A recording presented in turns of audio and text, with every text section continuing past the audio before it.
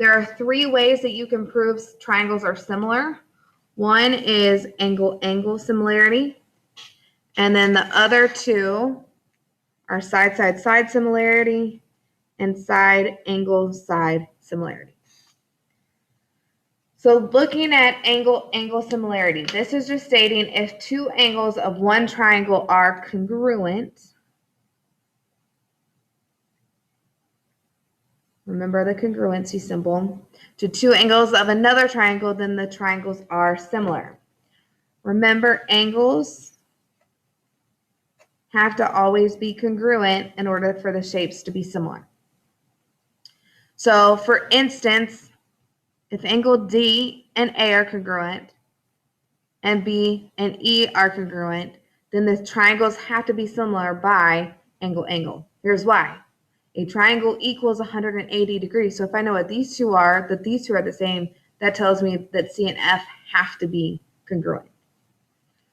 We're going to look at a proof. You really probably won't have any proof questions on the ACT or SAT, but this will kind of review some concepts that we talked about last class and help you really understand this angle thing. So it says, given plane figures with angles 1 and 2 congruent, and our first line says angle 1 is congruent to angle 2. Well, why do I know that angle 1 and angle 2 are congruent? Because it's given. It tells me that that is true.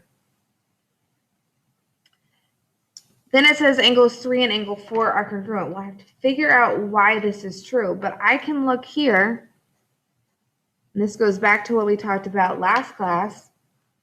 I have intersecting lines. They crisscross, so these are vertical angles.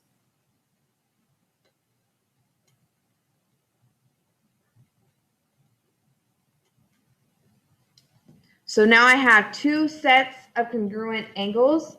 Therefore, the triangles are similar. Remember, the symbol means similar.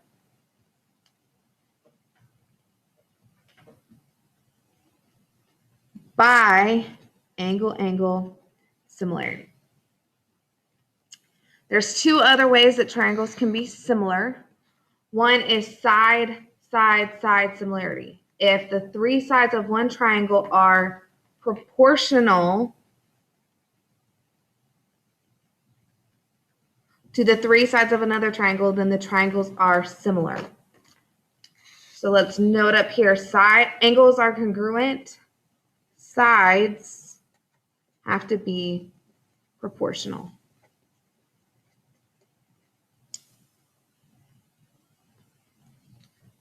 All right, so back here where we did side-side-side similarity, that means that corresponding sides have to be proportional. So I know that this side has to be proportional with this side, and I shouldn't have put the congruent symbol there. Ignore that. This side is proportional to this side, and then this side is proportional to this side. So what this means is, say they're proportional or their ratio is 2. 2 times 2 is 4. 3 times 2 is 6. And 4 times 2 is 8. These sides are proportional because they have the same ratio. 4 divided by 2 is 2. 6 divided by 3 is 2. 8 divided by 4 is 2. So they have to be proportional. Corresponding sides have to be proportional. Lastly is side-angle-side similarity. If two sides of one triangle are proportional, because sides are proportional,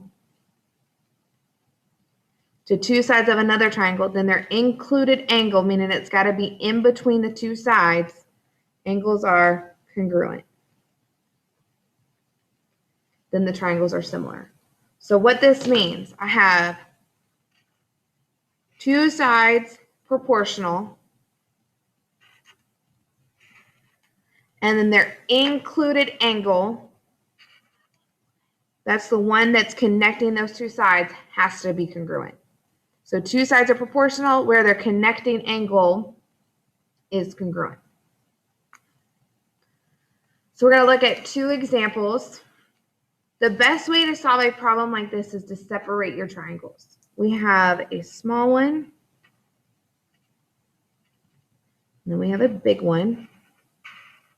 To get this entire side of my big triangle, remember it's not 4. This isn't a side of a triangle. It's the whole thing. So 4 plus 2 is 6. And then this entire one is 3 plus 6, which is 9. I can see that both triangles share this top angle. So by the reflexive property, these angles are the same. So I have congruent angles right here. So I don't know anything about any of the other angles, so it can't be angle, and I don't have any information about the third side. So if they are similar, they're going to be similar by side, angle, side. But we're going to look at proportions. 6 divided by 2 is 3. 9 divided by 3 is 3. So the proportions are the same. So they're similar by side, angle, side. And then our similarity statement, we're going to say MJN is similar to triangle. What goes with MK? J, what goes with NL? So remember, the angles have to correspond there too. Next one, I don't know anything about any angles, so the only way that these are going to be similar is going to be by side, side, side. And we're going to double check this by, again, separating these triangles to make it easier. So I'm going to draw this small one so I can better see it. I'm just rotating it to make it better. And then we also have a big one. I'm just going to rotate it all the way around. I get 9, 6, and 6. Now we have to divide corresponding sides to make sure this is right. So 6 over 4. 6 over 4 gives me 3 over 2. 6 over 4. Still 3 over 2. I'm looking good, but all sides have to be proportional. I do my last side. 9 over 6 gives me 3 over 2. So yes, all sides are proportional. So the answer to this one is yes, by side, side, side similarity. And I can say triangle. We have RQP is similar to triangle. Remember, this was rotated all the way around, so SRP.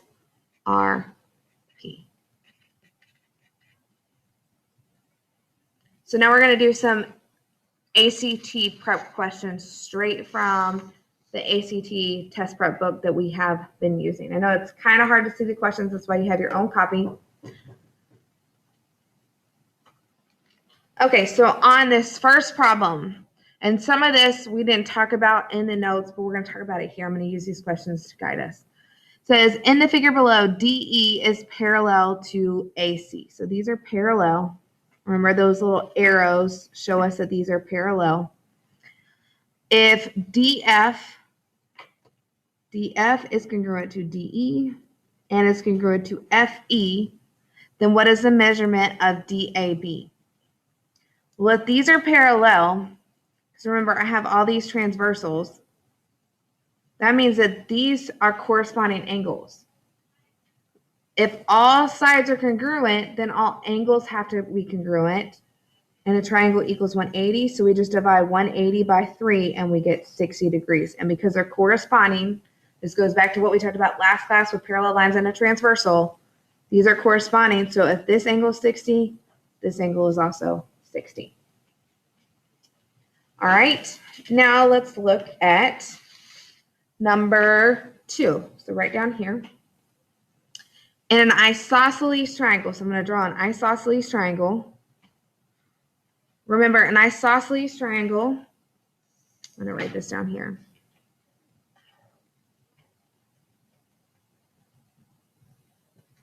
The two sides are congruent, and then the base angles are congruent. This is always true in isosceles. Equilateral is what we had above.